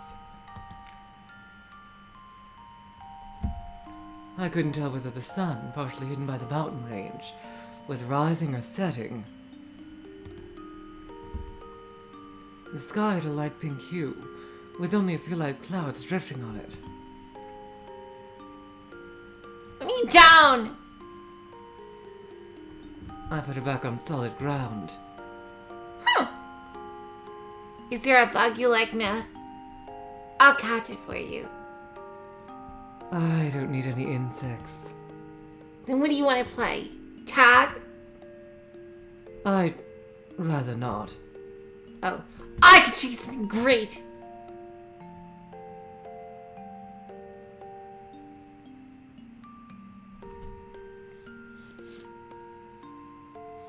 She hurried over to the swings, climbed on the right one, and began swinging up and down. I followed her, but before I could reach her, she crouched in preparation of a jump, then let go of the bars. She landed on the teal bar in front of the swing, but inertia carried her too far. She began tilting forward. Ah! How many times do you want to get hurt doing this? I caught her before she hit the ground. Oh, thank God. Well, it is a dream, but... Thanks. I'll catch you a dragonfly in return. I really don't want any bugs. It's here! A large insect flew past my head. Takako chased after it. I watched her disappear into the distance, then pinched my hand. It hurt a bit. When I looked back at Takako, I saw her standing in place, gazing at a certain spot.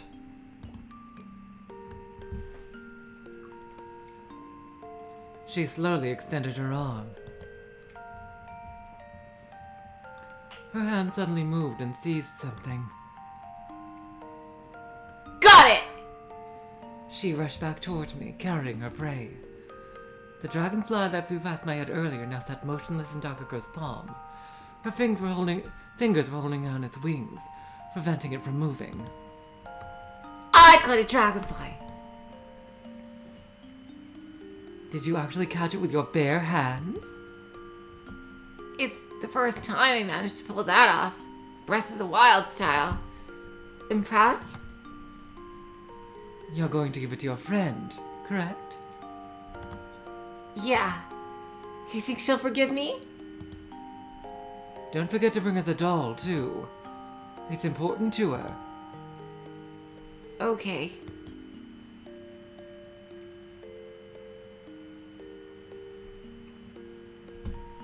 The small Takako pulled out an insect cage from the backpack under the slide and placed the dragonfly into it.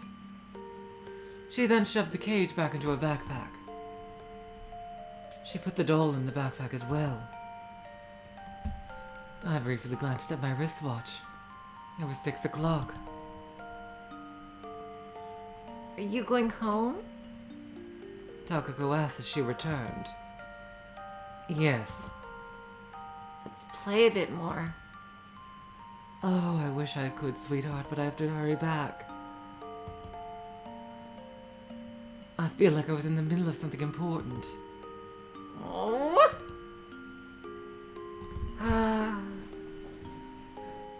As Takako heaved a sigh of disappointment, I pinched my hand again. This time I did it a bit harder. It felt no different from last time. I looked around the park and then up at the sky. Its color was an odd mix of purple and pink, the kind I'd never seen before.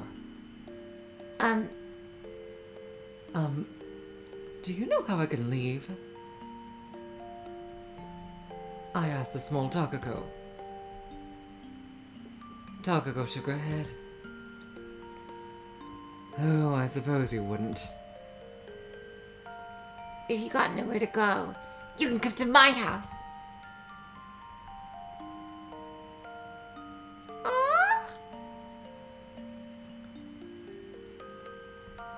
Takako pulled the hem of my skirt as I wondered what to do.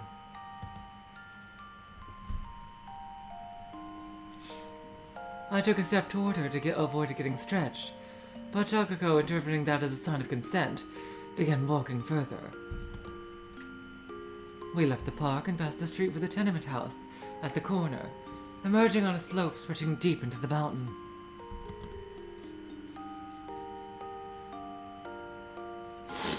I spotted a thick cable car wire above it. Turning around, I noticed that the houses behind me had disappeared.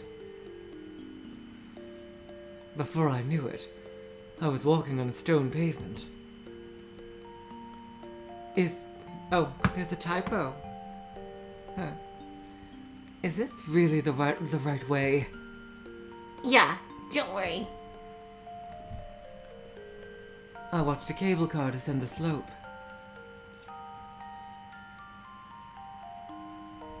Oh wow, all her experiences are mashing together in this dream. Its rear half was a box with seats and windows. It reminded me of a red tin can with wooden windows.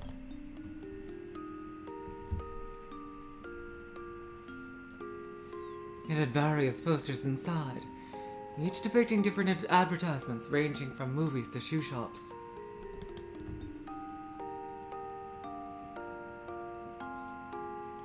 The empty cable car stopped on the rotating plate and turned around.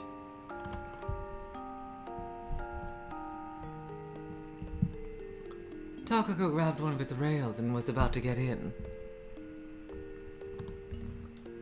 Are we riding this? Oh, it's probably the opposite. Are we riding this? Yeah.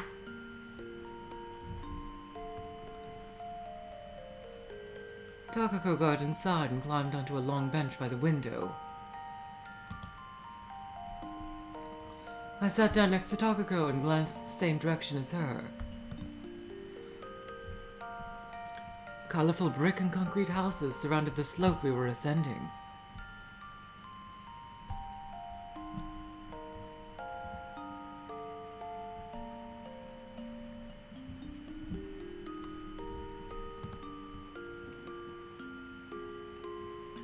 There are roofs lined up like stairs, serving as balconies for every higher building.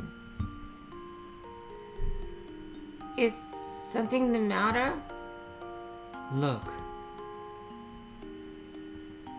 Takako looked at me, then pointed at the big window at the back of the car.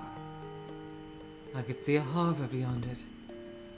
The slope we were ascending cleaved the western city in two, almost like Moses did the Red Sea in ancient times. Further beyond, a wide cobalt green sea stretched as far as the eye could see. A few vanilla-colored clouds drifted along the blue sky above.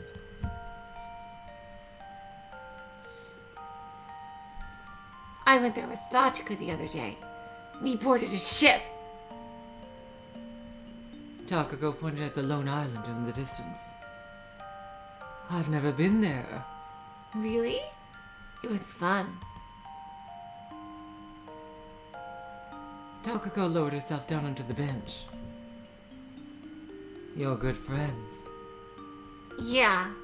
One time, I went to show my new trick with stilts, but I fell and scraped my leg so much it started bleeding. She ended up taking me to the hospital.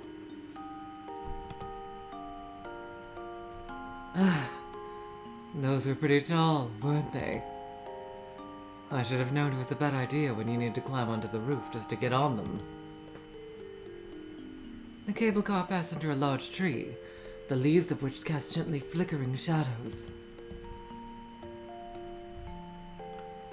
Takako took out the insect box from her bag and observed the dragonfly. After getting bored of that, she took out the doll and began moving its hands. Let's play shiritori. Squirrel. Lettuce. Egg. Giraffe. Eagle. Earthworm. Mango. Opal. Lettuce. Egg. Hey! You can't repeat words in shiritori, can you? Giraffe. Eagle. Earthworm. Mango. Opal. Lettuce. Egg. Hey, you can't repeat them! You lose.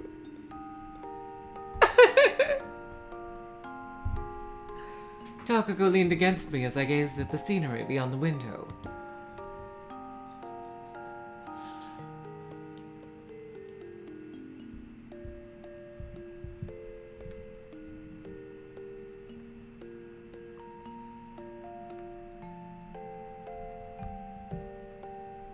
Her eyes were closed while she rocked back and forth with each bump. Are you sleeping? No. Is your house really that far? Don't worry. We passed under a large tree, the leaves of which cast gently flickering shadows. I went to a picnic with Sachiko. Just you two? Narasaki was there too. Sachiko made a lunchbox for each of us. Her egg omelet tasted really sweet. With that, Takako fell asleep on my shoulder. I looked out the car's front window and saw the vast cobalt blue sea in the distance.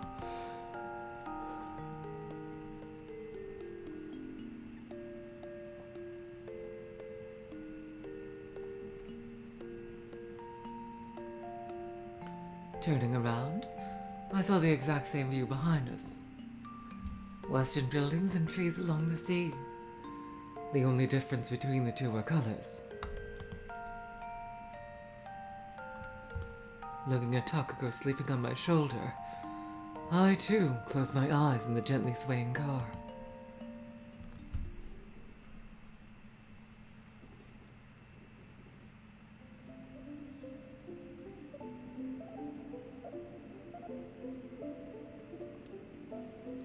Feeling someone shake my shoulders, I opened my eyes. We're here. Still half asleep, I followed Takako out of the car. There was the sound of a bell, and the cable car began turning around. here.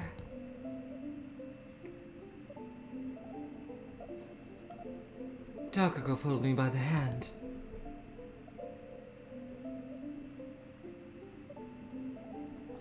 The sensation of the ground changed, and as I shook off my drowsiness, I realized we were on a mountain path surrounded by tall trees. With the leaves above us blocking out most of the light, I couldn't quite make out how far the trail extended. We're almost there.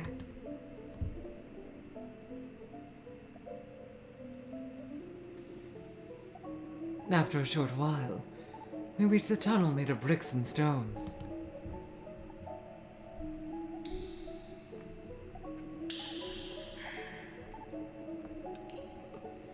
We continued inside, the faint light behind us us waning like a candle flame.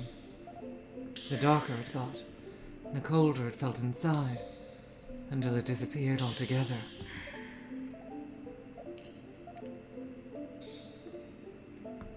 I'm lost. But all we did was walk in a straight line. You want to go back? Takako stopped, her hand still clutching mine.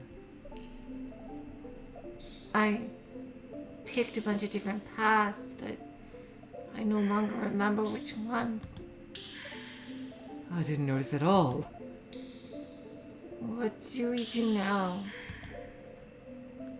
You have no idea where we are at all? It's dark here.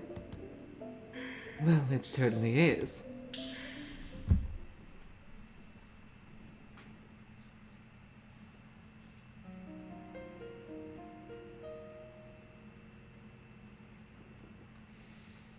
I wonder, is that where...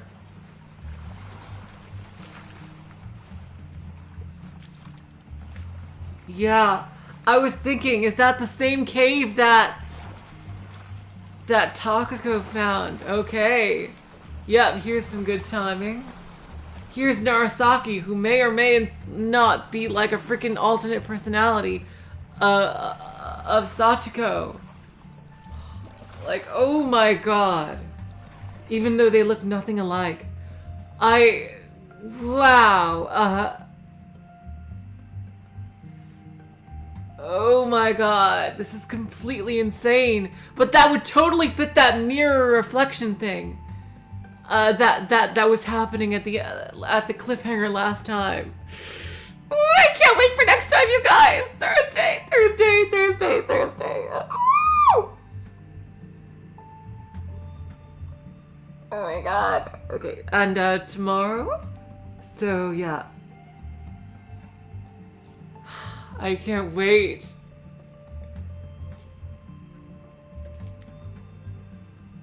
So tomorrow, just to say, will be a special stream.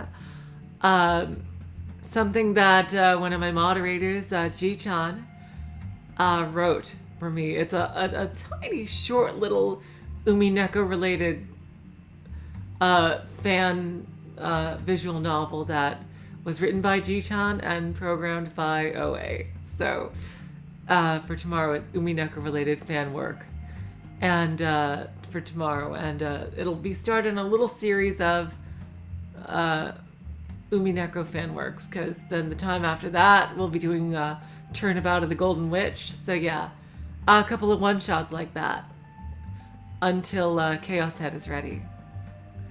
And then of course on alternating days, still Seabed, so don't worry. Oh, hello, Blue Shifting. Welcome to stream. Right before I gotta go, but so yeah, I can't wait to see where the story goes.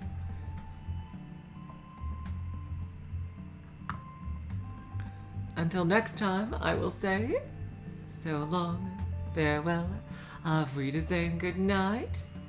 You are all the sweetest of hearts. See ya.